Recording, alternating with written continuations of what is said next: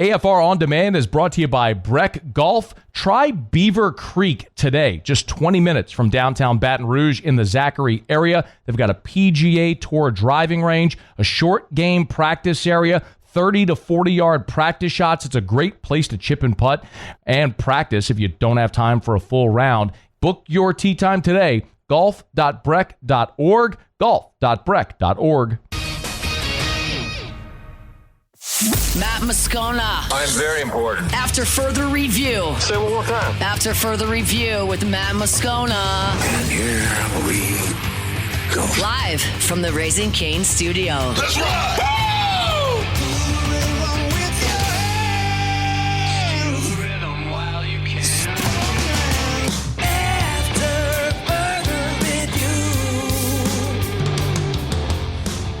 Hour 3 off we go. Welcome aboard. Glad you're with us. AFR presented by Relief Windows. I'm Matt. Love you, Matt. Taylor Sharp. Musso.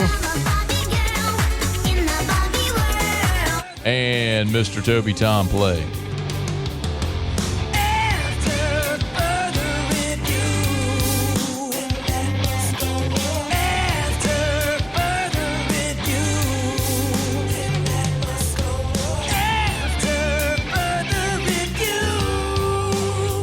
All right, we're here. Glad you are as well. 5 o'clock quitting time. Glad you are driving home with us. Terrell here in about a dozen minutes from right now. We'll talk some Saints. If you missed the news today with the black and gold, Erik McCoy, Kendre Miller done for the season. McCoy, a bicep injury, Miller, a torn ACL. So a couple of big losses on the offensive side for New Orleans, who sit at 1-6 and welcome in the streaking Tampa Bay Buccaneers to the Dome this weekend. So we'll get to that with Cat coming up here in about a dozen minutes from right now.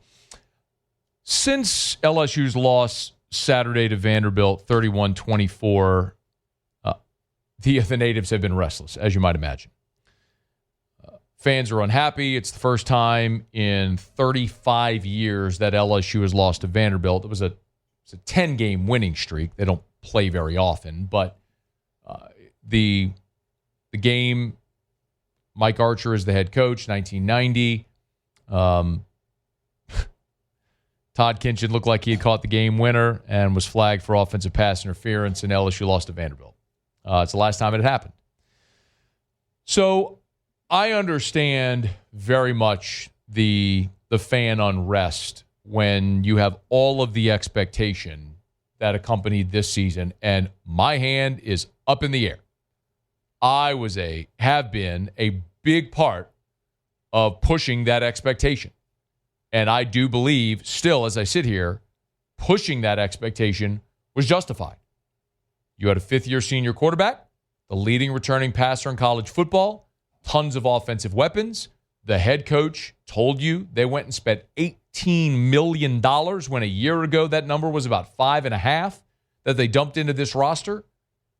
You had the number one portal class in the country, a manageable schedule where you avoided back-to-back road conference games at any point on the slate. Yeah, I believe the hype and the expectation around this team was warranted. And I, as some of you pointed out this weekend, said 8-4 would be a cataclysmic failure. And I believe 8-4 with this roster is a cataclysmic failure. When you have a coach that you're paying $9.5 million per year, all that you've invested in the staff, the support staff, the roster, all of it, yes. You should have a greater expectation than losing to Vanderbilt. Absolutely. So I'm not going to sit here today and tell you, Simadana. I'm not going to do that. You want to be pissed? Be pissed. You should be. I'll never tell you lower your expectations. Because when you lower your expectations, that's when complacency starts to settle in. And that's not a good place to be. I want there to be giant expectations. So you hold people accountable when they fall short of those expectations. Now, I know since Saturday, a lot of you have yelled, fire the coach. A lot of y'all are ready for the Brian Kelly era to be over here in year 4. Well, I'm here to tell you that's not going to happen after this season. At least it's not going to happen on LSU's accord, meaning they're not going to fire him. As a matter of fact, one booster told me on Sunday the word he used was there was no appetite to pay Brian Kelly $57 million after this season to make him go away. And the thing that some people acknowledge, realize, understand is a thing that I've mentioned here. Whether you agree with it, like it or not, it's the reality. LSU's lost 2 games, both road conference games to ranked teams. Now, the expectation, if you want to win championships, you got to beat ranked teams on the road. It's hard in the SEC. I get it. But the ceiling has been lowered. The floor has been raised. All the teams have been compressed. Georgia, which looked so dominant a half decade ago, just gave up 35 on its home field to Ole Miss and had to survive a game where they had to rally. Texas, they run over Oklahoma. A week later, they need overtime to eke past Kentucky 16-13. I mean, you all know the drill. You know the count. So, all that to say, I get it. It's Vanderbilt. I get it. It's Vanderbilt. But Vanderbilt's pretty good right now. They've invested in a good coach, a good staff, facilities. They got a quarterback who's a hell of a playmaker, really veteran team. They know who they are. They execute what they do really well. You made way too many mistakes. You lost. Not good. Not acceptable. I get it. But you're going to lose games like that. If you're looking at Kelly and what his future may hold, here's what I would tell you. And I did get his contract this weekend. So I read through Brian Kelly's contract this weekend. His contract runs through 2031. It was a 10-year deal, $95 million, with 90% buyout owed if at any point he's terminated without cause, right? So if LSU were to fire Brian Kelly without cause, they'd owe him 90% of the balance, which this year is north of $50 million. And it would depend on when it is because it's monthly installments and all that stuff. So if it's $53 million, it's north of $50 million, put it that way. They would owe him north of $50 million this year. That number, there is mitigation, so that number would be offset if he got another job. By the way, that number would be offset if he got a media job as well. So again, hypothetically, and I want to be very clear, I do not believe this is going to happen. So for those of you like crossing your fingers and holding your breath, like I do not believe it's going to happen, nor do I think it should happen. But if they were to fire him, they'd owe him north of $50 million, and his buyout would be offset by anything that he would make either as a coach or in media, which is important. Like if he didn't want to coach again, went and got a job at ESPN, whatever he was making on his TV deal, that would be his buyout would be offset by that number. I think the real key is if you are someone who is like crossing fingers, lighting candles, ready to move on, you're just done with the Kelly era. And again, I'm not there. If you are, though, I'm just giving you information. That if he leaves, you would not owe him a buyout. Now, there could be some negotiated terms of some type of settlement or something along those lines, but you would not owe him the balance of the contract. Let's say Brian Kelly retires after this year. 63 years old, decides, you know what? I'm not with it anymore. I want to go do the Nick Saban thing and go do TV, go work on game day, go be a studio host somewhere, be around the game, but don't have to worry about recruiting and NIL and all that stuff. Then LSU owes him nothing for the balance of his contract. That is your potential out. And I don't know that that's going to happen. I want to be really clear about this. So, and I know how sometimes when you do segments like this, people get crossways between like what your understanding is of my opinion and what is I'm just sharing information with you. So I'm trying to be very clear about what is my opinion and what is just me giving information. Like me giving information is this, right? I'm telling you what his contract says and all that sort of stuff. That's me giving you information. I'm telling you based on conversations I've had, there is no appetite to spend $50 million to buy out Brian Kelly. That's not going to happen. Like, I would fall over stunned. I mean, if they lost out and went 5-7, I still don't know that there's an appetite to spend $50 million to buy out Brian Kelly. Okay? And I, by the way, don't think they're going to lose out. I do think they're going to win one of A&M Florida, or excuse me, A&M Alabama, Oklahoma at least, because it might be this weekend. College football is weird. Like, as much as down as you are right now on LSU, they're a 1.5-point dog at home against A&M. You could tell me they can't win that game? I'm not saying they will. Can they? Hell yeah, they can. Anyway, let me not get distracted. One thing I could see happening, and I'm telling you this as an opinion, not rooted in anything other than just my opinion reading a situation. Are we clear? I'm not breaking news. I'm not reporting news. I'm not telling you anything I've heard. I'm just giving you my opinion. Matt Moscona giving you my opinion here today. Brian Kelly's 63 years old. About a month ago, he was asked about this era, right, and working with a general manager in Austin Thomas. This is not a knock on Austin, by the way. It's just how things are structured. Austin's great at what he does. It's how things are structured. And Brian Kelly was asked about this sort of loosely and if he thought he'd work like this. And he kind of cracked a joke in the way he does, but I think there's some truth in this. No, it's kind of one of the reasons why I never went to the NFL. If quite honest with you, I just felt like with all my years, it was going to be hard for me to give that piece up. But it's been a lot easier because I like who I'm working with. They love LSU. They're committed to what they're doing. They're really good at what they do. So it's made that kind of transition a lot easier, and I probably should have taken some of those NFL jobs that were offered years ago. No, I'm kidding. So he's cracking jokes because that's what he does. BK's big on the dad humor, the dad jokes. They very seldom land, which I think is actually endearing. It's kind of funny. The fact that they're so bad, they never land. But anyway, I could see a reality where at the end of the season, at 63 years old, a team that was all in, veteran quarterback, $18 million transfer, but he put up $1 million. Y'all, this man, for all of you who crap on him, put up $1 million of his own money. $1 million of his own money to try to build this roster.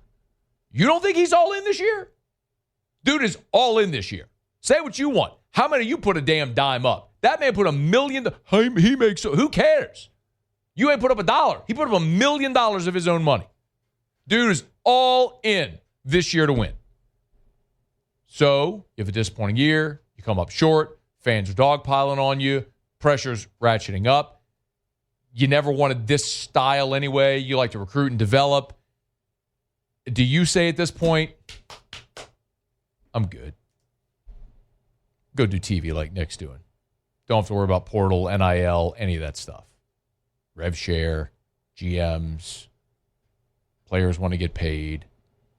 Take it to the house. Maybe. Again, Matt's opinion rooted in nothing. I'm not breaking news. I'm not reporting anything. I'm just giving you my opinion. That if you want the Brian Kelly era to end, that's the only path that I see it happening after this year. If he decides he's done. And I think a big part of that has to do with how the rest of this season plays out. So we'll see. Great opportunity this weekend with the Aggies coming in. All right, it's after further review. Cat Terrell next. Stay here. AFR. If you are thinking about selling your home, man, you got to call Darren James. I'm going to give you Darren's cell. 335-7666, 335-7666, or agent225.com. That's agent225.com. Y'all, when I tell you about Darren James, I'm telling you about the realtor that literally sells more homes than anyone. Wall Street Journal's Real Trends lists the top 1% of realtors in America. No one does it faster. No one gets you more. You want more money in your pocket at closing? You want Darren James. 335-7666, 335-7666, or agent225.com. Remember, when you go to the website, hit the home value tool, type in your address, boom, local market data to give you an accurate number of what your home is worth right now. Nobody better than Darren James. Agent225.com. Think real estate, think Darren James. After further review, presented by Relief Windows. Windows, doors, siding, and oh, we do shutters too.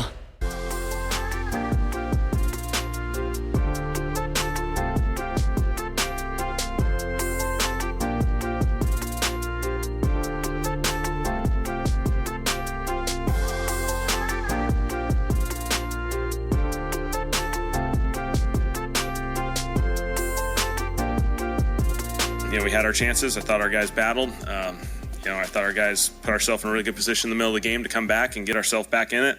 A couple scores, one at the end of the half, one to start the third quarter, but then we just couldn't keep it going. And so credit to those guys. They play better than us. They coach better than us. We got to find the formula that works. That is Kellen Moore, Saints 1-6, and now they're going to be down a couple of key players as Erik McCoy and Kendre Miller, both done for the season with injuries. Terrell of ESPN.com, good enough to join us for a couple of minutes here. Hey, Kat, thanks for the time. How are you?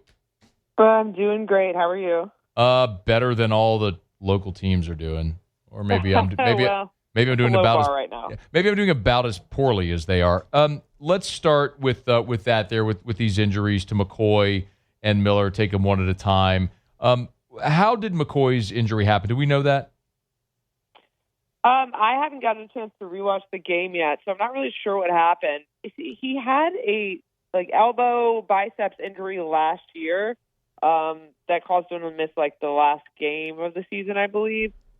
Kellen Moore said it wasn't the same injury, so I guess I'll take it on faith that's correct, and it was a different biceps tear. Which, if that's the case, that's just really brutal for McCoy. Just horrible luck.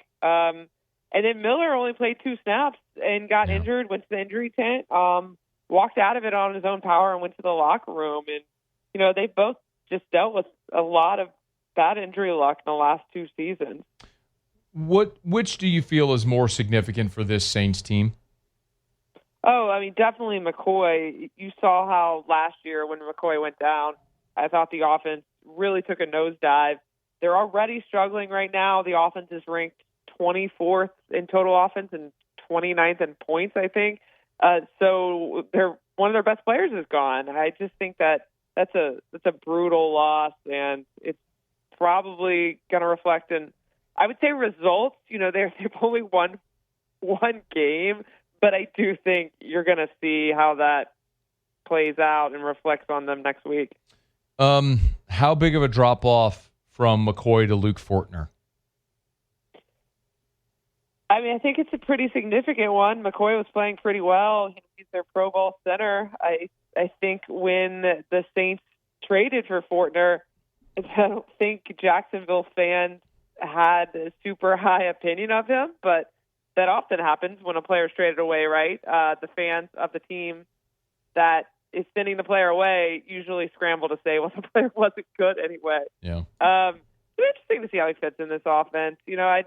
I think McCoy's, as Moore said, McCoy's communication, just longevity, overall play, just everything, it's really hard to replace. Kat Terrell's with us. What about, I would assume Devin Neal now becomes the guy who gets the lion's share of the carries in place of Kendre Miller. What's a realistic expectation for how he fits in here? Yeah, I'm kind of interested to see how that plays out. I thought that in the game against the Bears, I don't know if you saw the clip, but he had one block that was just great. He really just threw his whole body into it. I remember at the time thinking, oh, that was a really good play. How he would play as a backup to Alvin Kamara, I don't know, but I'm not saying Miller's injury is a good thing. It's not, and I do feel for him. But if you're going to look on the positive side, I do think it's good for the Saints to get to see all of their rookies and how the future is going to look. And, obviously Kendre is young too, but if you're going to take a positive out of it, it's that you're going to get to see, 22-year-old rookie Devin Neal and what he does. But I do think that Miller was trending positively after having a tough season last year. And so, that's definitely tough for him, especially, with a new coaching staff. It's just bad timing. Definitely a hard one for him. Kat, I would assume also, they're not going to move forward with just 2 running backs. So what do they do for depth at that position? Yeah, I was actually thinking about this earlier because that position is a tough one where a lot of injuries happen. The Saints got 1 week of having people not injured, and I Right. knew as soon as I talked about it, there was going to be a ton of injuries the next week. So obviously I would think Devin Neal would be first up. Velus Jones would get more time. I wouldn't be surprised if they go look for someone else to add to the practice squad. Yeah, I'm not really sure because it's not a position that has a ton of depth on the team. But I mean, that's not weird. Most teams only have 3 running backs on the active roster, depending on how you look at fullbacks and things like that. So I would definitely be expecting them in the next few days to add someone else. Kat don't know who yet. ESPN.com, on Twitter at @Kat_Terrell. Make sure you give her a follow. Kat, do you get the sense that there's any appetite toward moving or giving Tyler Shuck a shot? Well, I don't think Moore closed that door today, and I thought it was interesting. He kind of got bombarded with Tyler Shuck questions, which is to be expected. And so he gets asked 2 questions about Tyler Shuck, and it's more about Rattler. Is Rattler going to be the guy? Does Rattler need to be looking over his shoulders? And he kept not really answering it, just saying, there's growth opportunity, yada, yada, yada. And I finally said, so Rattler is still starting this week? And he said, yes.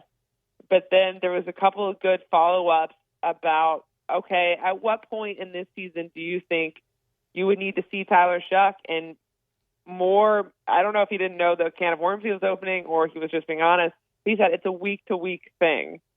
So that cracked that door open, and I do understand why, because if this team is going to have a high draft pick, right now they're tied for 3rd, I think, or they're in the top 5.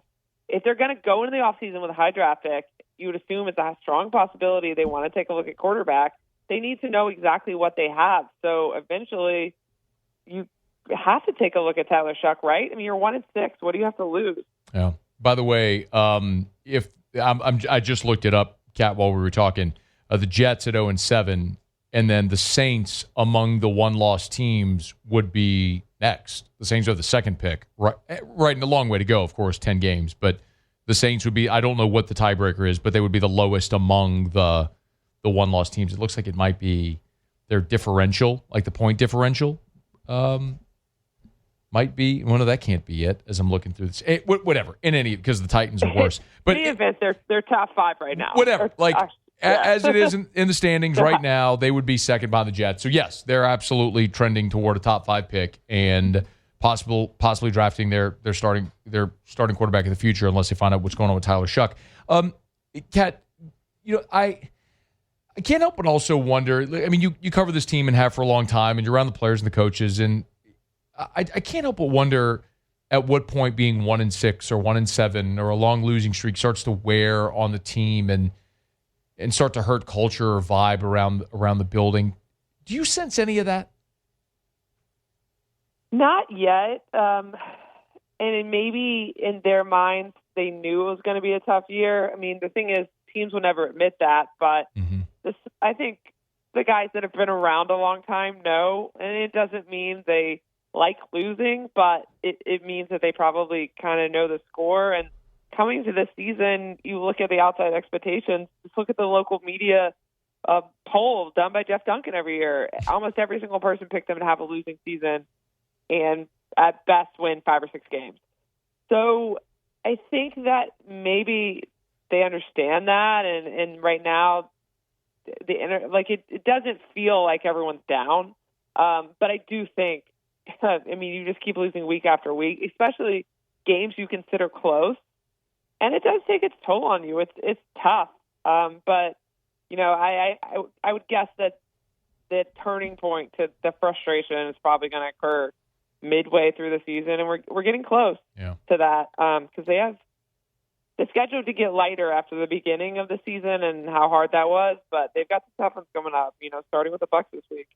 There is a little bit of Miami and the Jets and the Panthers on there as well, but look, none of them are given. No doubt. Look, we've seen the Panthers win some impressive games. Right. Same with Atlanta. Now, division, there's always the division's always squirrely and quirky because you know each other so well, and there's always those possibilities. But yes, I mean, it's Tampa at the Rams, at Carolina before your bye, and then you're home against Atlanta. So, yeah, it's probably going to get worse before it gets better. I don't know if you've given any thought to this at all, and it's okay if you haven't. Have you given a thought yet to what the ceiling and what the floor is for this team now, sitting at 1-6 with 10 games to go? Record-wise? Yeah. I haven't reassessed my record, but I did pick them to win 5 games at the beginning of the season, and I have had thoughts if that is too high. They're just not they can't be the team that makes mistakes and still wins games. And against the Bears, you saw it. They have issues all over the field. So even against these bad teams that they might be playing later in the season, I think that, they're just not playing like a team that's going to close out these games. So what games do they win? I don't know. I do think with divisional games, like you said, they can often go either way. That's just the nature of it. So they'll probably pick up a couple there, but I don't know. I think it's going to be tough to find wins overall in the second half of the season. But I guess if you're looking at positives, I think there's a lot of, like I was saying earlier, there's a lot of rookies that have been getting playing time. And, you can kind of look at some of those rookies and say, okay, maybe there's hope for the future with some of these guys. I'm not interested in positives, Kat. I just want to know. It's brutal right now. Well, but the record explanation wasn't very positive. No. I said 5 games, and now I'm saying that might have been too positive to start the season. Yeah. I don't know. I'd have to think about ceiling and floors because I don't do math well. I went to LSU, Matt. I mean, come on, we didn't learn math there. You and I were both Manship alums, and math and science for me are brutal. Like, you want me to diagram a sentence, I'm your guy. Exactly. You want me to do long division, I'm screwed. So, exactly. But by the way, calculator. Of the 3, I would say most winnable games remaining, Miami, the Jets, and the Titans, 2 of those 3 are on the road. And the Saints have played like poo-poo on the road. So I picked them. I picked 5-11 at the start of this, or 5-12, excuse me, math, at the start of the season, like you did, and I think I overshot it, quite honestly. Okay, but you mentioned the Titans is a winnable game, and I'm never the person that says a team should try to lose games, but that's in week 17. So when these 2 bad teams play each other into the season with potential draft picks on the line, do we look at 2 teams that are, fighting, like playing so just well enough so that they lose, like the Bengals and I think it was the Dolphins years ago when Burrow was on the line that year. Yeah, I was following that in real time. It was like, well, these teams are winning, and this game is franchise changing. Look, it was, and the next year, you remember you had Jacksonville and the Jets when Trevor Lawrence was the presumed number 1 overall pick, and the Jets slipped up and won a game over Jacksonville. Jacksonville got the number 1 pick, and the Jets ended up with Zach Wilson. So yes, week 17, high stakes when it comes to the bowels of the NFL. She's Kat Terrell, ESPN.com. Get her at @Kat_Terrell. Give her a follow there on Twitter. We appreciate it, Kat. Thank you. Thanks for having me on, Matt, and I'll see you in a few weeks for the Manship School panel. How about that? We can't do math, but they keep inviting us back to talk to people, to these blossoming young minds about their futures in the media business and why they should run the other way. That's what we'll tell them. Exactly. I would never tell them that. I don't either. Thanks, Kat. We'll see you. Thanks. All right, Bye. That's Kat Terrell. It's After Further Review. Brought to you by Parrish Construction Roofing, ParrishBuilt.com, ParrishBuilt.com. Do business with someone you know. That's me, Terrio, Tilly, Joe, our whole staff over at Parrish Construction Roofing, commercial or residential repairs, replacements. We do gutters, soft wash. You got some grime on your roof, looks ugly, and you may not need a roof replacement. It may just be mildew on your roof. We can come soft wash it. Not only would that extend the life of the shingles, it'll beautify your roof, soft wash your whole home as well. We do it all over at Parish Construction and Roofing. So go to parishbuilt.com, parishbuilt.com. Fill out the form on the homepage. We'd love to give you that free, no-obligation roofing inspection. Do business with someone you know. Parish Construction and Roofing, parishbuilt.com. All right, y'all, it's After Further Review. Monday show is brought to you by Relief Windows. We'll knock out a quick break. Muse, Taylor, and I will give you our college football takeaways from this weekend. Otter's still ahead in about 15 minutes for Otter Locks. Tell us what we're betting on tonight. We got a ton to do, so don't you move. It's AFR. AFR. Woke up this morning. Temps were in the 40s. Now, the high today was in the 80s, like 82 or something like that. But when I woke up this morning, it was 48 degrees outside. Now, my wife is an Eskimo, and she loves to freeze at night. So we're not cranking on the heater just yet, but we're close. Better do like we do. Call River City's 1 Hour Air. Get your preseason heater safety check. Think about what I just said, y'all. Preseason heater safety check. You hear about unfortunate stories every year during the winter months about fires and different things in homes, people trying to stay warm. Listen, your heater is a wonderful tool to keep you comfortable during the cold weather months, but you got to make sure you service that thing. And if you can't remember the last time you did it, the time is now. They'll come by, make sure it's clean, efficient, and safe to run. It's River City's 1 Hour Air. 752-0001. After Further Review, presented by Relief Windows. Windows, doors, siding. And we do shutters too.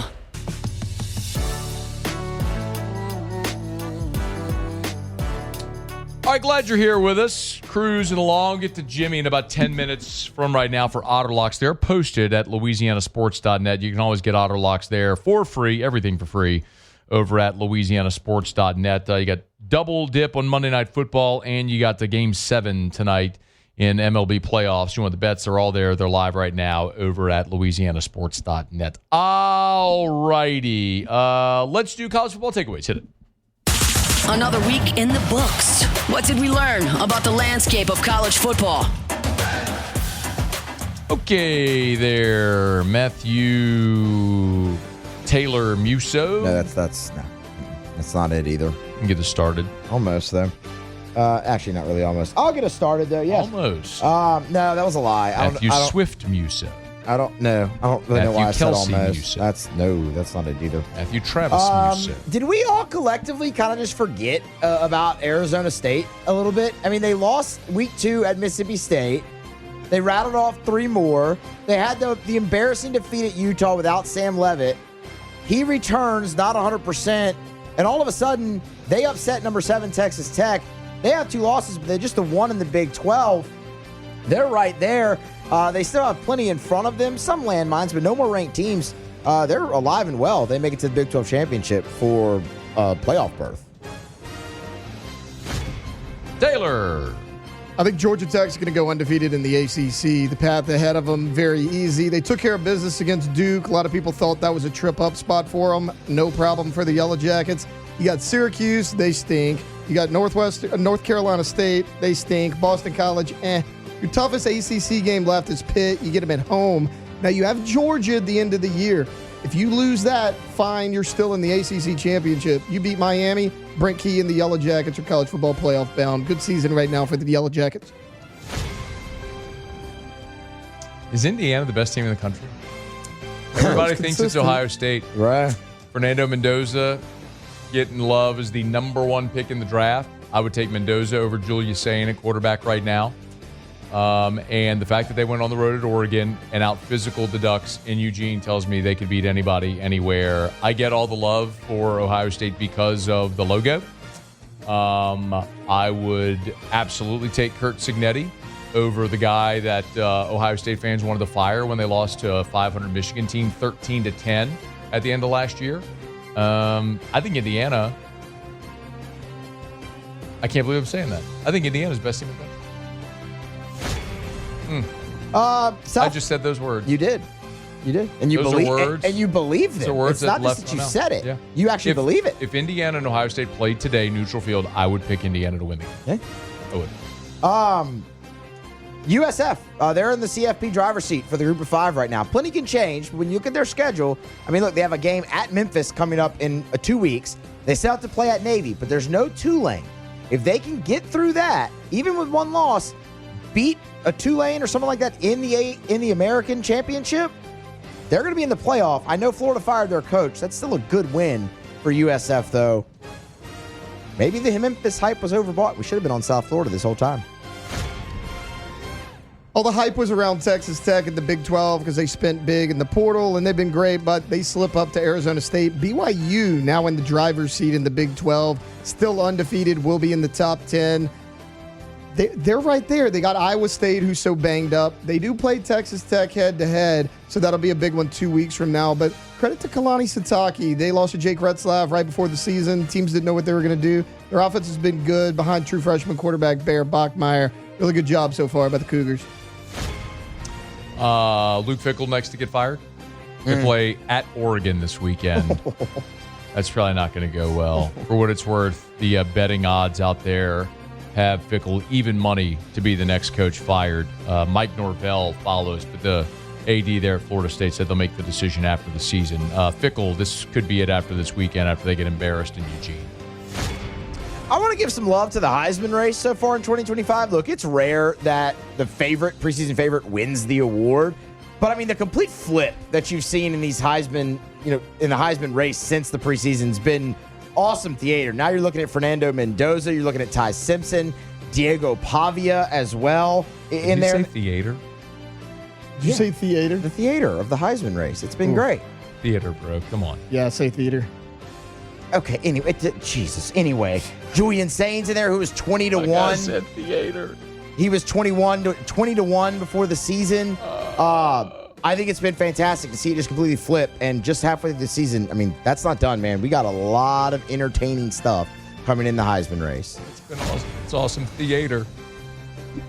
Nobody wants to hear this, but right now, I think Alabama is the best team in the SEC. They have 4 wins right now over top 25 teams. Those top 25 teams outside of Alabama are a combined 27-1. The one loss, Tennessee lost to Georgia, who Alabama also beat. The Crimson Tide are rolling right now. 4 top 10 teams lost this last week. Nobody's great. Everybody's vulnerable. Every week is going to be like that. That's why college football is great. It's way better than having like 3 superpowers that everybody knows are going to win. Makes it so much more fun. Okay, college football takeaways. There you have it. It's after further review. We are brought to you by First South Farm Credit. Thinking of buying land? Your first call should be to First South Farm Credit. Go to firstsouthland.com. Firstsouthland.com. Maybe you live in New Orleans and you work in New Orleans, but you want to enjoy the rural lifestyle while you work in the city. Easy. Go to the office there in Tangipahoa Parish, First South Farm Credit. Buy land there, enjoy the rural lifestyle, commute into work, you work in the city, enjoy the rural lifestyle. Easy. Maybe in Baton Rouge, you want to buy that property up in St. Francisville or Clinton or whatever it may be. You want to buy that land to enjoy and explore that rural lifestyle, First South Farm Credit can help. Maybe as we get close to the end of the year, you need a tax benefit. Buying timber property could be a great investment. Talk to your CPA and then call First South Farm Credit. Your first call should be to First South Farm Credit. Go to firstsouthland.com. That's firstsouthland.com. First South Farm Credit. All right, y'all, it's after further review. We're not going to final break. Jimmy will be here for Otter Locks. We'll find out what we're betting on tonight. It's up at LouisianaSports.net as well. Don't you move. It's AFR presented by Relief Windows. AFR. We are creeping through Q4 right now. And if a lot of times in Q4, especially because you have the holidays near the end of the year, you tend to see a little bit of a dip toward the end of the year. Well, perhaps having the right people in your business can help you finish the year strong. If you need that permanent solution, you need Glow Resources. Check them out at glowresources.com. Start there, GLO, glowresources.com. They're local. Home base is right there in Baton Rouge on Perkins at Quail Oak, right near Pennington. Also in New Orleans. And that's the focus of their business, Baton Rouge, New Orleans. But at Glow Resources, they're complete employer solutions. They will help your business, no matter what industry, find permanent solutions with the right people to make you more efficient. It's glowresources.com. After further review, presented by Relief Windows. Windows, doors, siding, and we do shutters too.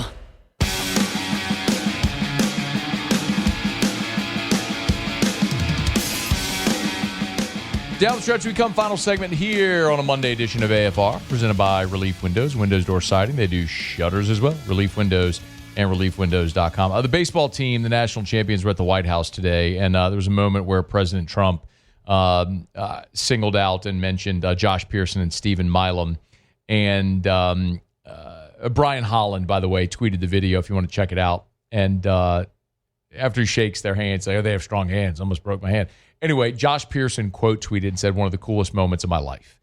It's one of the reasons why some people may think the teams going to the White House, it might be unnecessary or it's ceremonial or whatever. That's one of the reasons I think it's awesome. How many Americans get to go to the White House and meet the president? I don't care who you vote. I don't care who you vote for. You're red or blue. It doesn't matter. It's like, it's the White House. It's a sitting president. That's awesome. And Josh Pearson getting to meet the president, shake his hand, and be mentioned by the president, he said it's one of the coolest moments of my life, something to remember forever. That's why you should do it. That's why you should always go. That's why you should always do it. It's a very cool thing. Awesome for the baseball Tigers, the national champs, to get to go experience that today. And hopefully they get to do it again next year. Hey, we'll get to Auto Locks here in just a second. We are brought to you by Supper Club. Remember, Supper Club's closed. They're closed Sunday, Monday, but they're open Tuesday through Saturday. Home game this weekend with Texas A&M coming in. I know, disappointment coming off a loss, but my goodness, by the time we get to this weekend, top 5 opponent, the undefeated Aggies, you better believe this weekend is going to be lit around Baton Rouge. No better place to go celebrate than Supper Club.